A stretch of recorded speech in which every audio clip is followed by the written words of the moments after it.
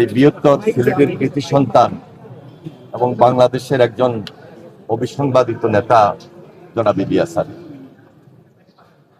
14 বছর হয়েছে গুমের শিকার হয়েছে।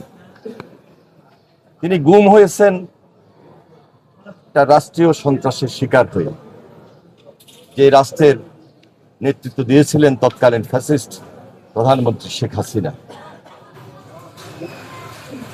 তিনি প্রতিহিংসার শিকার। এখন পর্যন্ত ইলিয়াস আলীকে আমরা পাই নাই, পাওয়ার কোনো সুযোগ আছে কিনা তাও জানি না। আমি তার পরিবারের প্রতি সমবেদনা জ্ঞাপন করছি। তবে একটা কথাই বলবো, ইলিয়াস আলী গুম হয়েছেন, আত্মহতি দিয়েছেন দেশের জন্য, দেশের গণতন্ত্রের জন্য। সারাটা জীবন ছাত্র রাজনীতি করেছেন, সিলেট জেলায় নেতৃত্ব দিয়েছেন, দেশেরও নেতৃত্ব দিয়েছেন, সংসদ সদস্য হিসাবে দায়িত্বে ছিলেন। আমি তার খুব কাছের লোক, খুব কাছে থেকেই তার সঙ্গে রাজনীতি করেছি, তার নেতৃত্বও করেছি। তার যে ত্যাগ, তার যে শ্রম, তার যে ঘাম বলে শেষ করা যাবে না, সারাদিন বললেও শেষ হবে না।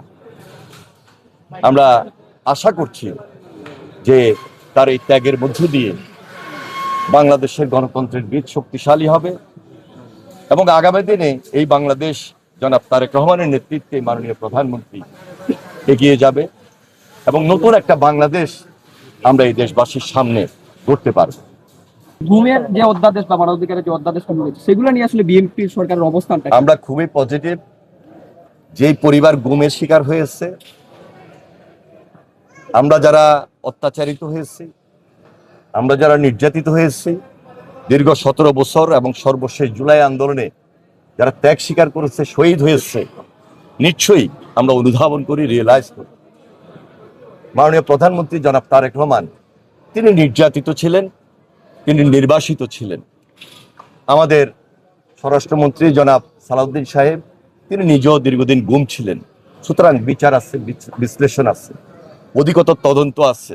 সবকিছু বিবেচনা করে খুব পজিটিভলি দেশের মানুষের স্বার্থে, গুম পরিবারের স্বার্থে, দেশের জন্য, দেশের গণতন্ত্রের ভিতকে শক্তিশালী করার জন্য যা যা কিছু দরকার হবে তাই আমরা করব।